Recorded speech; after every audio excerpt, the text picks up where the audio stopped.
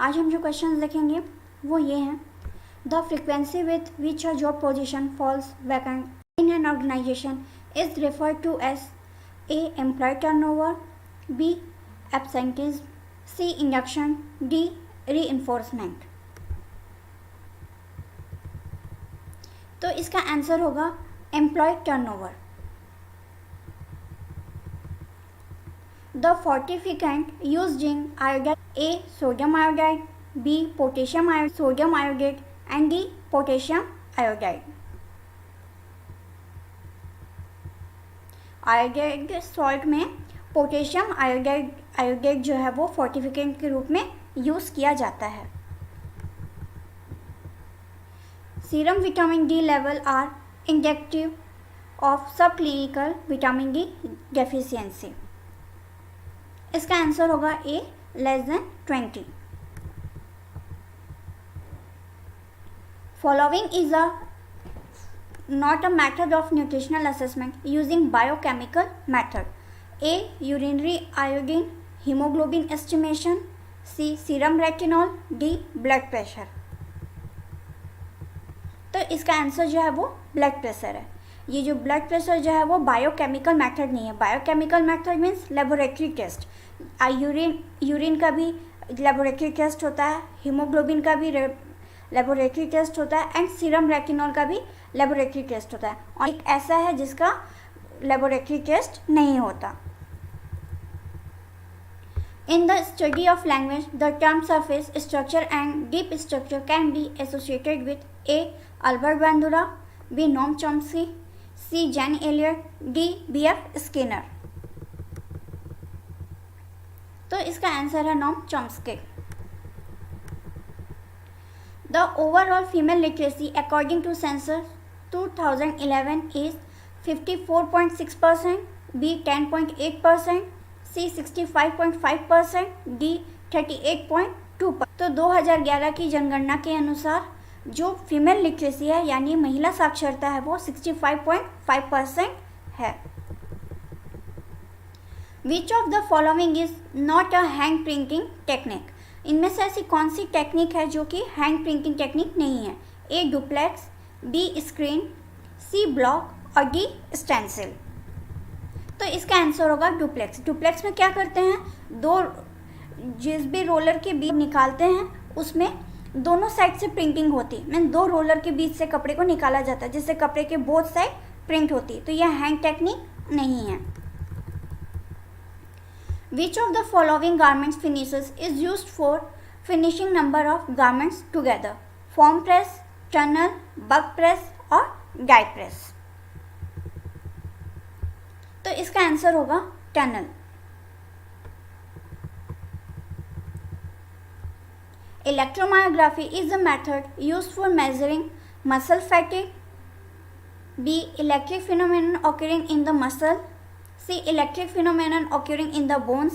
D. Efficiencies of tissue।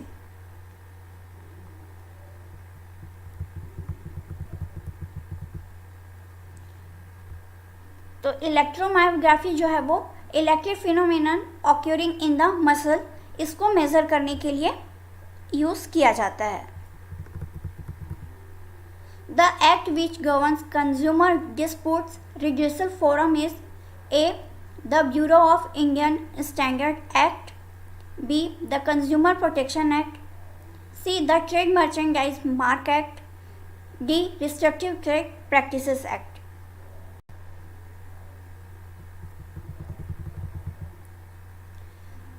इसका answer होगा the consumer protection act.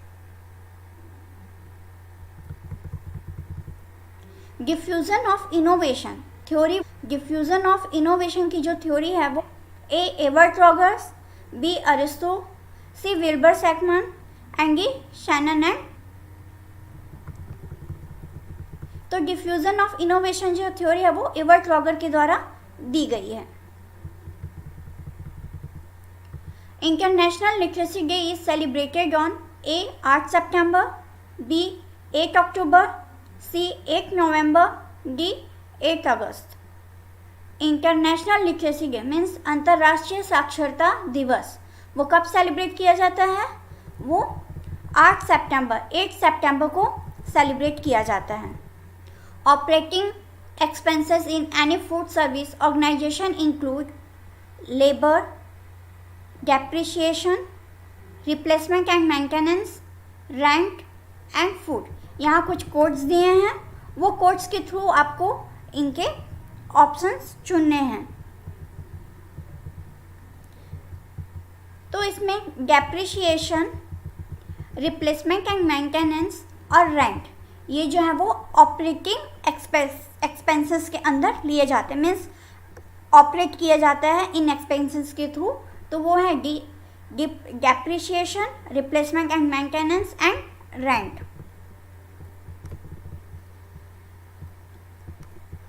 Following food components have antioxidant effect. इनमें से ऐसे कौन से कंपोनेंट हैं जो कि एंटीऑक्सीडेंट इफेक्ट रखते हैं? फर्स्ट है सिस्मल लिग्नेंस, सेकेंड है फिनॉल्स, थर्ड है कैरोटेनॉइड, फोर्थ है विटामिन ई, फिफ्थ है विटामिन डी एंड सिक्स है विटामिन सी।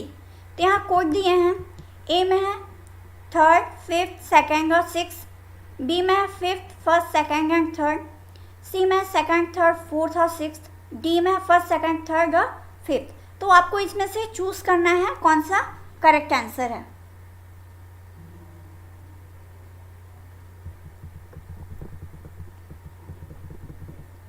तो इसका करेक्ट आंसर है फेनॉल्स, कैरोटीनॉइड, विटामिन ई और विटामिन सी। अगर एंटीऑक्सीडेंट से रिलेटेड कहीं पे भी कोई भी क्वेश्चन पूछेगा और वहाँ अगर आपको विटामिन ई मिलेगा तो आप उसको तुरंत टिक कर दीजिएगा, मे बी विटामिन ई आपको आंसर सॉल्व करने में हेल्प करे। The following are the test for measuring pectin concentration: alcohol test, boiling point test, gel meter test और शीट टेस्ट। इसके कोड्स क्या क्या दिए हैं? Alcohol test and boiling point test दिए हैं, सेकेंड दिया है boiling point test and sheet test, third दिया है alcohol test and gel meter test और डी दिया है ऑल ऑफ दिस। सो इसका आंसर क्या होना चाहिए? इसका आंसर होना चाहिए boiling point test and sheet test. जब भी हम जैम या जेली बनाते हैं तो उसके लिए पहले बॉइलिंग पॉइंट टेस्ट लेते हैं एंड सेकंड शीट टेस्ट लेते हैं। शीट टेस्ट से कंफर्म होता है कि उसका जो पैक्टिंग है वो कंसंट्रेशन हुआ है या नहीं हुआ है।